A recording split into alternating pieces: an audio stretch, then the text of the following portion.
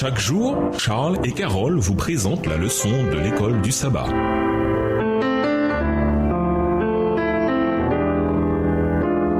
Bienvenue dans votre émission Dieu nous parle. Litovlak. Les sceptiques, ceux qui cherchent des raisons de rejeter la Bible, mettent souvent l'accent sur certaines paroles difficiles prononcées par Dieu dans l'Ancien Testament. Ils considèrent que le Dieu de l'Ancien Testament était dur, vindicatif et mesquin, surtout en comparaison avec Jésus. Cet argument n'est pas nouveau, mais il est aussi erroné aujourd'hui qu'il l'était quand il a été avancé la première fois, il y a plusieurs siècles. L'Ancien Testament montre très souvent que le Seigneur aimait son peuple, Israël, et qu'il ne voulait que ce qu'il y avait de mieux pour lui. Cet amour apparaît avec force dans le livre du Deutéronome. Lisons Deutéronome 10, les versets 1 à 15. Quel est le contexte immédiat de ces versets et que nous apprennent-ils sur le sentiment de Dieu envers son peuple, même après son péché? Que nous apprennent-ils aussi sur la grâce? Deutéronome 10, versets 1 à 15. En ce temps-là, l'Éternel me dit, taille 2 tables de pierre comme les premières et monte vers moi sur la montagne. Tu feras aussi une arche de bois. J'écrirai sur cette table les paroles qui étaient sur les premières tables que tu as brisées et tu les mettras dans l'arche. Je fis une arche de bois d'acacia. Je taillai 2 tables de pierre comme les premières et je montai sur la montagne les 2 tables dans ma main. L'Éternel écrivit sur les tables ce qui avait été écrit sur les premières, les 10 paroles qu'il vous avait dites sur la montagne du milieu du feu le jour de l'assemblée. Et l'Éternel me les donna. Je retournai et je descendis de la montagne. Je mis les tables dans l'arche que j'avais faite et elles restèrent là comme l'Éternel me l'avait ordonné. Verset 6. Les enfants d'Israël partirent de Bérod Béné Jaakan pour Moséra. C'est là que mourut Aaron et qu'il fut enterré. Éléazar son fils lui succéda dans le sacerdoce. Ils partirent de là pour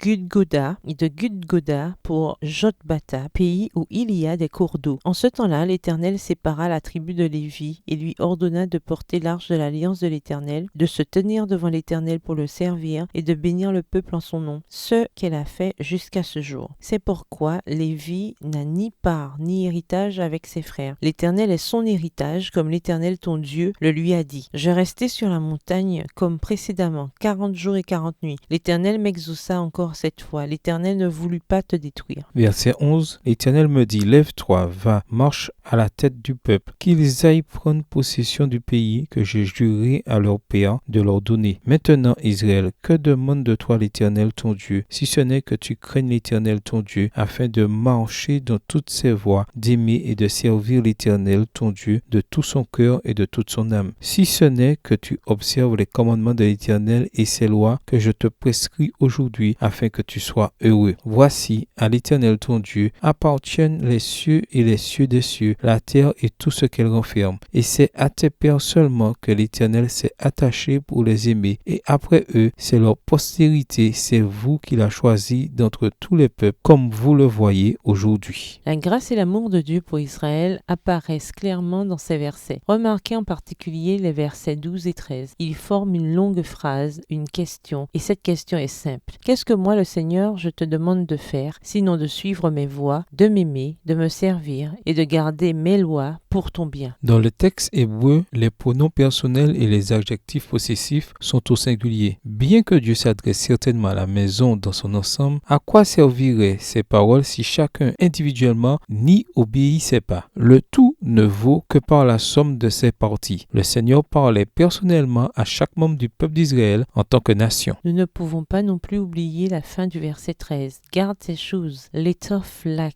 c'est-à-dire pour que tu sois heureux. En d'autres termes, Dieu demande au peuple d'obéir parce qu'il est dans son intérêt de le faire. Il a créé les êtres humains, il les fait vivre, il sait ce qui est le mieux pour eux et il veut le meilleur pour chacun. L'obéissance à sa loi, à ses 10 commandements, ne peut être que bénéfique pour eux. La loi a souvent été comparée à une haie, à un mur de protection et en restant à l'intérieur de ce rempart, ceux qui l'observent sont protégés d'une série de difficultés qui autrement les atteindraient et les détruiraient. En bref, par amour pour son peuple, Dieu lui a donné sa loi et l'obéissance à cette loi nous permet d'être heureux. De quelle manière pouvons-nous constater par nous-mêmes que l'obéissance à la loi de Dieu peut en effet nous rendre heureux? Au revoir. Et à demain si Dieu veut.